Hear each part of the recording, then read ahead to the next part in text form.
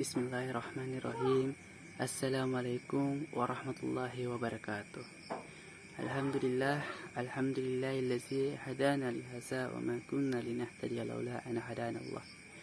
Puji syukur kita panjatkan kehadirat Allah Subhanahu wa taala atas limpahan rahmat dan karunia-Nya sehingga kita masih diberi kesehatan dan kesempatan untuk menjalankan rutinitas kita, yaitu salah satunya menjalankan kuliah ini. Salawat serta salam tak lupa kita curahkan kepada baginda Nabi besar Muhammad sallallahu alaihi wasallam, Nabi yang telah menjadi suri tauladan lil alamin. Baik, perkenankan saya untuk memperkenalkan diri terlebih dahulu. Saya Andi Ratu Agung dari kelompok 3 dan selaku moderator dan Tasya Fitri sebagai pemateri. Pada kali ini kami akan sedikit membahas yaitu pengembangan berpikir stereotipe konselor. Baik, langsung saja saya berikan kepada pemateri pertama untuk mempresentasikan hasil diskusi kami. Baiklah, yang pertama yaitu prasangka. Prasangka adalah sikap. Biasanya sikapnya itu seperti sikap negatif kepada anggota kelompok tertentu yang semata-mata didasarkan pada keanggotaan mereka dalam kelompok.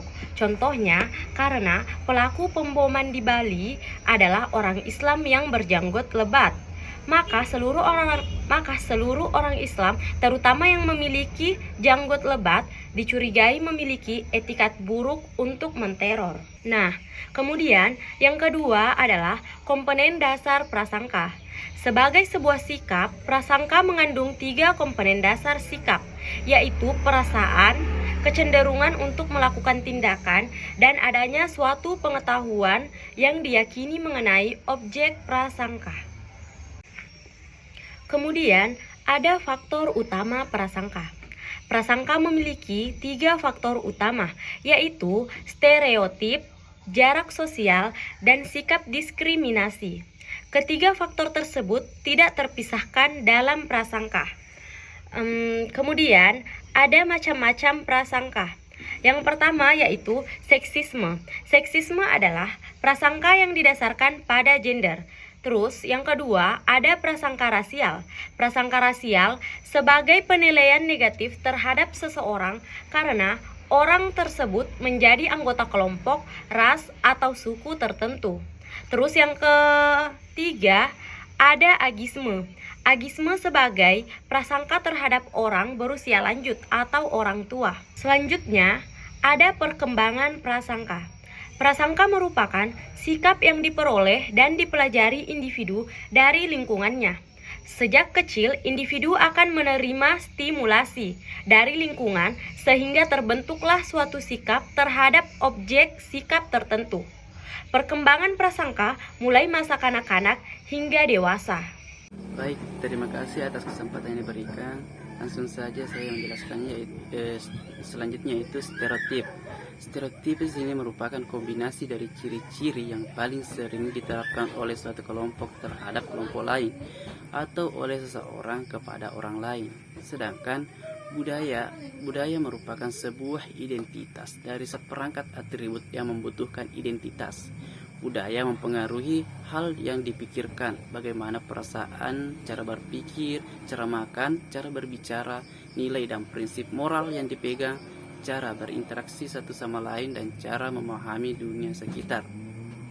Sedangkan jarak sosial yaitu merupakan suatu jarak psikologis yang terdapat di antara 2 orang atau lebih yang berpengaruh terhadap keinginan untuk melakukan kontak sosial yang akrab.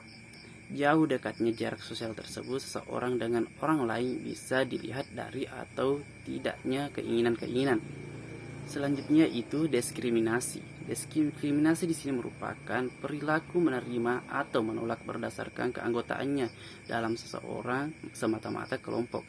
Misalnya banyak perusahaan yang menolak pekerjaan karyawannya dari etnik tertentu. Selanjutnya itu konsep dasar etik emik. Emik adalah deskripsi dan analisis yang dilakukan dalam konteks skema dan kategori konseptual yang dianggap bermakna oleh partisipan dalam suatu kejadian atau situasi yang dideskripsikan dan dianalisis. Kerja EMIC mencapai tingkat tertinggi tatkala mengangkat informasi native pada status penilaian tertinggi bagi kecukupan deskripsi dan analisis pengamat. Selanjutnya yaitu konsep dasar bias budaya yang menghambat konseling, yaitu yang pertama usia, yang kedua jenis kelamin, yang ketiga ras atau suku, yang keempat yaitu etnis. Itulah tadi pemaparan materi yang sempat kami sampaikan. Lebih dan kurangnya mohon dimaafkan. Assalamualaikum warahmatullahi wabarakatuh.